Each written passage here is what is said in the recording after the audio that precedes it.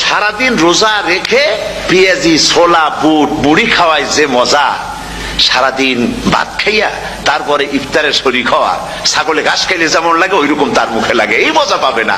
রোজাদারের যে মজা লাগে সেই মজা সে পাবে না।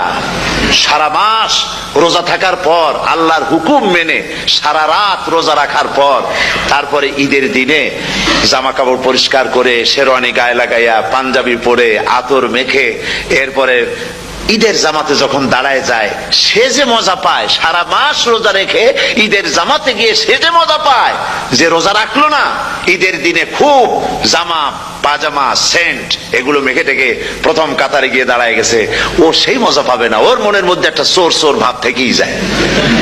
সে মনে মনে ভাবে এই জামাত আমার না, জোর করে আসছি, এইখানে দাঁড়াবার যোগ্যতা আমার নাই। মনের মধ্যে সে একটা অপরাধী ফিল করে, সে ফিল করতে থাকে। সুতরাং